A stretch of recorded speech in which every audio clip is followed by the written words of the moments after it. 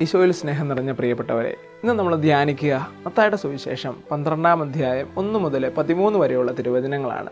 ഈ ഒരു സുവിശേഷ ഭാഗത്തിലൂടെ കടന്നു പോകുമ്പോൾ ഒരു പാരഡൈം ഷിഫ്റ്റ് എന്ന് പറയുന്ന ഒരു കാര്യം നമ്മൾ ഈ ഒരു സുവിശേഷ ഭാഗത്തിൽ കാണുന്നുണ്ട്. എന്ന് പറഞ്ഞു കഴിഞ്ഞാൽ ഇന്നലെ വരെയുള്ള സാഹചര്യങ്ങളിലെ എല്ലാം മാറ്റിമറിച്ചുകൊണ്ട് ഒരു പുതിയ സാഹചര്യത്തിലേക്ക് കടന്നു വരുന്ന ഒരു രംഗമാണ് ഈ ഒരു സുവിശേഷത്തിൽ നമ്മൾ കണ്ടെത്തുക. ഈ സുവിശേഷത്തിലേക്ക് വരുന്നതിന് മുന്നേ ഒരു ചെറിയൊരു പുസ്തകമുണ്ട്. പുസ്തകത്തിൻ്റെ പേര് 7 habits of A highly effective people എന്നാണ്. ആ ഒരു പുസ്തകത്തിൽ സ്റ്റീഫൻ എന്ന് പറയുന്ന എഴുത്തുകാരൻ പറഞ്ഞു വെക്കുന്ന ഒരു ചെറിയ കഥയുണ്ട്. അദ്ദേഹം അമേരിക്കയിലെ ഒരു ട്രെയിൻ യാത്രയ്ക്കിടയിൽ അദ്ദേഹം കണ്ടുമുട്ടുന്ന ഒരു സംഭവമാണ് ഈ സുവിശേഷത്തിൽ നമ്മൾ ധ്യാനിക്കുക, ഈ ഒരു പുസ്തകത്തിൽ നമ്മൾ ധ്യാനിക്കുക. ഈ ഒരു പുസ്തകത്തിലൂടെ ഇങ്ങനെ കടന്നു പോകുമ്പോൾ ആ മനുഷ്യൻ ഇങ്ങനെ തൻ്റെ ഒരു ട്രെയിൻ യാത്രയിൽ വളരെ ഇങ്ങനെ ഉറങ്ങി പോകുന്ന ഒരു സാഹചര്യത്തിൽ ഒരു പിതാവും 2 കുട്ടികളും കയറി വരികയാണ്. അപ്പോൾ അതുവരെ ഉണ്ടായിരുന്ന നിശബ്ദതയുടെ അല്ലെങ്കിൽ അവർ വളരെ സുഖകരമായിരുന്ന ഒരു സാഹചര്യം നഷ്ടപ്പെടുകയാണ്. ഈ കുട്ടികൾ ഭയങ്കരമായിട്ട് ബഹളമുണ്ടാക്കുന്നു, എല്ലാവരുടെയും ഇടയിലുള്ള നിശബ്ദതകളൊക്കെ നശിക്കുന്നു, അവർ ഭയങ്കര അസ്വസ്ഥരാകുന്നു. അങ്ങനെ അവരുടെ ജീവിത സാഹചര്യങ്ങളിൽ ഒരു മാറ്റം ഉണ്ടാകുന്നു. അപ്പോഴാണ് ഈ ബഹളങ്ങളൊക്കെ കേട്ട് എല്ലാവരും ഒത്തിരിയേറെ അവരുടെ ജീവിതത്തിൽ ഒരു ഭയങ്കരമായിട്ടുള്ള ശല്യത്തിലേക്ക് കടന്നു പോകുന്നു. അങ്ങനെ ഈ മനുഷ്യൻ എഴുന്നേറ്റ്, സ്റ്റീഫൻ എന്ന് പറയുന്ന ഈ മനുഷ്യൻ എഴുന്നേറ്റ് ആ കുട്ടികളുടെ പിതാവ് ഇങ്ങനെ കണ്ണടച്ചിരിക്കുകയായിരുന്നു. അപ്പോൾ ആ പിതാവിനോട് വന്ന് ചോദിക്കുകയാണ്, നിങ്ങളുടെ കുട്ടികൾ ഇവിടെ ബഹളമുണ്ടാക്കുന്നത് എന്തുകൊണ്ട് നിങ്ങൾ കാണുന്നില്ല? നിങ്ങൾ എന്തുകൊണ്ട് അവരെ നിശബ്ദരാക്കുന്നില്ല? അപ്പോൾ ആ മനുഷ്യൻ ഈ സ്റ്റീഫനോട് പറയുന്ന ഒരു വാക്യം ഇപ്രകാരമാണ്: ഞാൻ ആശുപത്രിയിൽ നിന്നാണ് വരുന്നത്, ആ കുട്ടികളുടെ അമ്മ മരിച്ചുപോയി, എങ്ങനെയാണ് എനിക്ക് ഈ കുട്ടികളെ നിശബ്ദരാക്കേണ്ടത് എന്നറിയില്ല, എനിക്ക് സങ്കടം കൊണ്ട് ഒന്നും ചെയ്യാൻ പറ്റുന്നില്ല, അതുകൊണ്ടാണ് ഞാൻ ഇങ്ങനെ കണ്ണടച്ചിരുന്നത്, എന്നോട് ക്ഷമിക്കുക എന്ന്. ആ സ്റ്റീഫൻ എന്ന് പറയുന്ന എഴുത്തുകാരൻ അവസാനം ചേർത്ത് വയ്ക്കുന്ന ഒരു വാചകം ഇപ്രകാരമാണ്: എൻ്റെ ദേഷ്യമെല്ലാം മാറി, കാരണം എനിക്ക് ആ മനുഷ്യനോട് എന്താ പറയേണ്ടത് എന്നൊന്നും പോലും അറിയില്ല. എൻ്റെ പ്രിയപ്പെട്ടവരെ, ഇന്നത്തെ സുവിശേഷവും ഇതാണ്.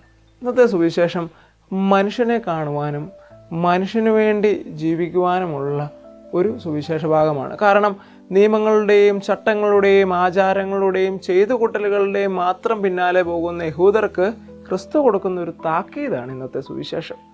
കാരണം അവരുടെ ചിന്തകളിൽ, അവരുടെ കാഴ്ചപ്പാടിൽ സാപത്ത് എന്ന് പറഞ്ഞു കഴിഞ്ഞാൽ ഒന്നും ചെയ്യാതെ ഒരു ജോലിക്കും പോവാതിരിക്കുന്ന ഒരു സമയമായിരുന്നു. മനുഷ്യൻ ഒരു വിലയും കൊടുക്കാതെ ആരെങ്കിലും ജോലി ചെയ്തു കഴിഞ്ഞാൽ അവനെ ക്രൂശിക്കുവാൻ വിധിക്കുന്ന ഒരു സമയം. അവിടെയാണ് ക്രിസ്തു തൻ്റെ ജീവിതം കൊണ്ട് മാതൃകയാവുന്നത്. ക്രിസ്തു തൻ്റെ ശിഷ്യന്മാർക്ക് വിശന്നപ്പോൾ അവർ കതിര് പറിക്കുകയും അത് ഭക്ഷിക്കുകയും ചെയ്യുന്നു. അത് കാണുന്ന യഹൂദർ ക്രിസ്തുവിനെ ആദ്യം ചോദ്യം ചെയ്യുകയാണ്.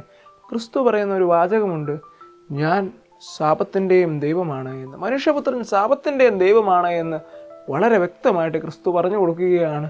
എന്നിട്ട് വളരെ കാര്യങ്ങളിലൂടെ കടന്നു പോയിട്ട് ക്രിസ്തു അവസാനം പറഞ്ഞു വയ്ക്കുന്ന ഒരു കാര്യമുണ്ട്: ബലിയല്ല കരുണയാണ് ഞാൻ ആഗ്രഹിക്കുന്നത് എന്ന്. ബലിയല്ല കരുണയാണ് ഞാൻ ആഗ്രഹിക്കുന്നത്. എൻ്റെ പ്രിയപ്പെട്ടവരെ, കരുണയുടെ പിതാവാണ്.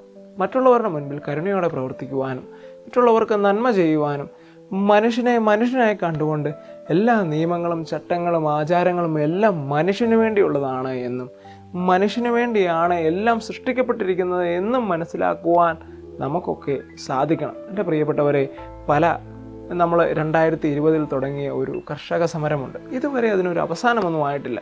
അപ്പോഴും നമ്മൾ അതൊക്കെ ഉപേക്ഷിച്ച് ഈ കർഷകരുടെയൊക്കെ വളരെ വേദനകളും പ്രയാസങ്ങളും ഒക്കെ നമ്മൾ കണ്ടു. പക്ഷെ അതിന് ഇതുവരെ ഒരു രാഷ്ട്രീയ പാർട്ടികളും അല്ലെങ്കിൽ ഒരു മത നേതാക്കളും അതിനൊരു ഉത്തരവും കൊടുത്തില്ല.